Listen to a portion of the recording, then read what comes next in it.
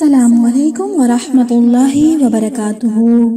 رب اشرح لی صدری ویسر لی امری واحلل عقدۃ من لسانی یفقہوا قولی۔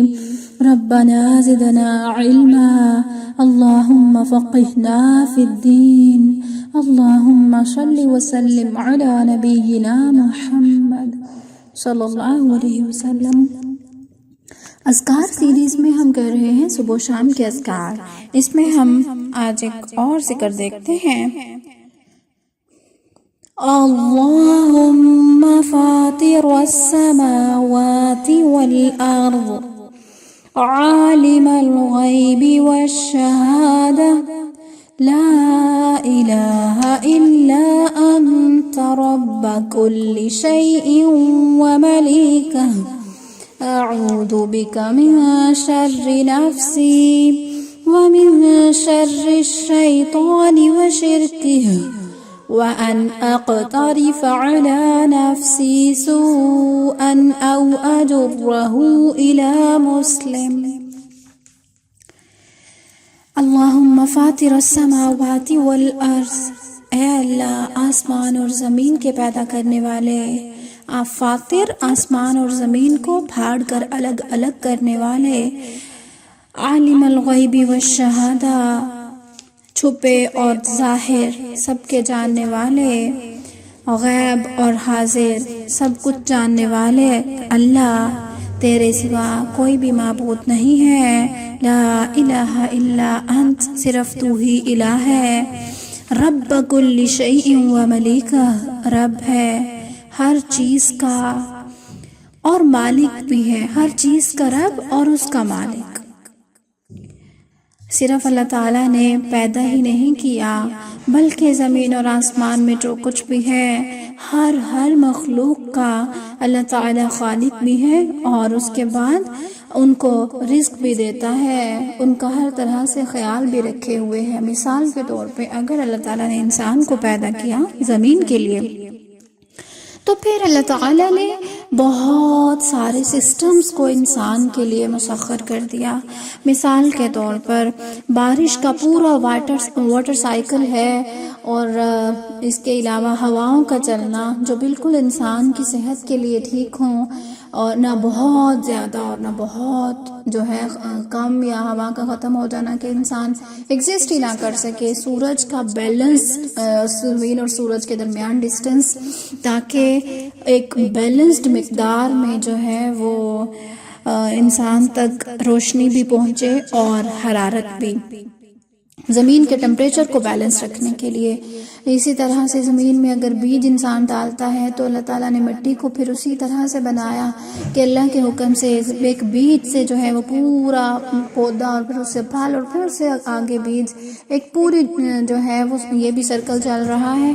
یعنی کیا ہے، اگر ہم زمین کو کھودیں تو اس کے اندر سے کوئی پھل تو نہیں نکلے گا، کوئی درخت ہمیں نہیں نظر آئے گا، لیکن کون ہے یہ سارے سسٹمز کو کریٹ کرنے والا؟ اللہ تعالیٰ، کیونکہ اللہ تعالیٰ نے زمین، آسمان اور اس کی ہر چیز کو پیدا کر کے چھوڑ نہیں دیا، بے مقصد نہیں پیدا کر دیا، بلکہ ان سب کو منظم طریقے سے چلا بھی رہا ہے۔ اب ان ساری باتوں کے بعد، اللہ تعالیٰ کی تعریف کرنے کے بعد اور اللہ تعالیٰ کی الوہیت کا اقرار کرنے کے بعد، انسان کہہ رہا ہے اس دعا کے اندر، اعوذ بک من شر نفسی، اے میرے رب میں تیری پناہ چاہتا ہوں۔ کس چیز سے؟ اپنے نفس کے شر سے پناہ اللہ تعالیٰ کی، لیکن اپنے نفس کے شر سے پناہ چاہتا ہوں، کیونکہ انسان کو اگر باہر سے کوئی چیز بھی جو ہے وہ تکلیف نہ دے، کوئی چیز کچھ بھی نہ کہے، لیکن انسان کے اندر اپنا نفس جو ہے اس کا شر انسان کو دنیا اور آخرت میں ذلت کا سبب بن سکتا ہے۔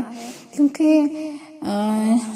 شرک کی بہت ساری اقسام ہیں، لیکن سب سے برا شرک جو ہے وہ انسان اپنی خواہش نفس کو معبود بنا بیٹھے۔ استغفر اللہ۔ اللہ تعالیٰ ہمیں بچائے، اور ہم اللہ تعالیٰ سے پناہ چاہتے ہیں اپنے نفس کے شر سے۔ وَمِن شَرِّ الشَّيْطَانِ وَشِرْكِهِ، اور شیطان کے شر سے اور اس کے شرک سے۔ اب شیطان وسوسے ڈالتا ہے تو کبھی انسان اپنی خواہش نفس کو الہ بنا بیٹھتا ہے، کبھی شیطان جو ہے اپنی ہی اولاد کو الہ بنا کے کھڑا کر دیتا ہے۔ کس طرح سے کہ انسان اپنے بچوں میں الجھ کے اتنا مصروف ہو جاتا ہے، اتنی زیادہ اہمیت دینے لگ جاتا ہے، ان میں اتنا مگن ہو جاتا ہے کہ اللہ تعالیٰ سے غافل ہو بیٹھتا ہے، اللہ تعالیٰ کے ذکر سے غافل ہو جاتا ہے۔ وہ مثال کے طور پہ بچوں کی وجہ سے مائیں نمازیں نہیں پڑھتی، جی بچے چھوٹے ہیں، پھر جب بڑے ہو جاتے ہیں ان کے الگ سے کام، پھر یہ سلسلہ چلتا رہتا ہے۔ اور اصل میں حقیقت کیا ہے کہ یہ سارا کس نے ہمارے آگے رکاوٹ بنا کے کھڑی کر دی؟ شیطان نے وسوسہ ڈالا۔ اللہ تعالیٰ ہمیں بچائے شیطان کی شر سے اور اس کے شرک سے۔ وَأَنْ أَقْتَرِفَ عَلَىٰ نَفْسِي سُوءًا أَوْ أَجُرَّهُ إِلَىٰ مُسْلِمٍ، اور یہ کہ میں اپنی جان کے خلاف کوئی برائی کر بیٹھوں، کیونکہ بہرحال جو بھی کوئی انسان گناہ کرتا ہے اس کا وبال اس کی اپنی ہی جان پر ہوگا، کل قیامت کے دن اسے اکیلے ہی بھگتنا پڑے گا۔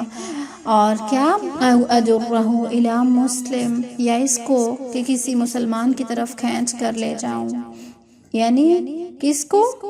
برائی کو۔ اللہ تعالی ہمیں ہر طرح کی برائیوں سے بچنے کی توفیق عطا فرمائے۔ اللہ تعالی ہمیں یہ دعا صبح و شام پڑھنے کی توفیق دے۔ جب شام کے ٹائم پہ یہ دعا ہم پڑھیں گے تو پھر کیسے پڑھیں گے؟ ایسے ہی پڑھیں گے، اس میں کچھ بھی چینج نہیں ہوگا۔ صبح و شام ہم اس دعا کو ایک ایک دفعہ پڑھیں گے، اس میں چینج نہیں ہوگا۔ ابو راشد خبرانی رحمہ اللہ سے روایت ہے کہ میں عبداللہ بن عمر بن عاص رضی اللہ عنہ کے پاس آیا، یہ تابعی ہیں جو صحابی سے ملے، اور ان سے کہا مجھ سے کوئی حدیث بیان کریں جو آپ نے رسول اللہ صلی اللہ علیہ وسلم سے سنی ہو۔ تو انہوں نے یعنی عبداللہ بن عمر بن عاص نے میری طرف ایک لکھا ہوا صحیفہ ڈال دیا اور کہا رسول اللہ صلی اللہ علیہ وسلم نے مجھے یہ لکھوایا تھا۔ ابو راشد خبرانی نے کہا میں نے اسے دیکھا، اس میں لکھا ہوا تھا ابو بکر رضی اللہ تعالیٰ عنہ نے عرض کی کہ اے اللہ کے رسول صلی اللہ علیہ وسلم مجھے کچھ سکھائیے جو میں کہا کروں جب صبح کروں اور جب شام کروں۔ تو آپ صلی اللہ علیہ وسلم نے فرمایا اے ابو بکر۔ کون ابو بکر؟ یار غار ابو بکر، صدیق ابو بکر رضی اللہ عنہ۔ کیا کہو؟ اللہم فاطر السماوات والارض عالم الغیب والشہادہ لا الہ الا انت رب كل شيء ومليكه أعوذ بك من شر نفسي ومن شر الشيطان وشركه وأن أقترف على نفسي سوءا أو أجره إلى مسلم۔ اے اللہ آسمان اور زمین کے پیدا کرنے والے، چھپے اور کھلے سب کے جاننے والے، تیرے سوا کوئی معبود نہیں، ہر چیز کا تو رب اور اس کا مالک ہے۔ میں تیری پناہ چاہتا ہوں اپنے نفس کے شر سے، شیطان کی اور اس کے شرک کے شر سے، اور یہ کہ میں اپنی جان کے خلاف کوئی برائی کروں یا اس کو کسی مسلمان کی طرف کھینچ کر لے جاؤں۔ اللہ اکبر کبیرہ، کتنی پیاری خوبصورت دعا ہے، ذکر ہے جو کہ صبح و شام کرنے کے لیے کہا گیا ہے۔ صبح فجر سے لے کے طلوع آفتاب تک، اور شام کو عصر کے بعد سے لے کے غروب آفتاب تک۔ اللہ تعالی ہم سب کو صبح و شام کے اذکار کرنے کی توفیق عطا فرمائے۔ سبحان ربک رب العزت عما یصفون وسلام علی المرسلین والحمد للہ رب العالمین۔ السلام علیکم ورحمۃ اللہ وبرکاتہ۔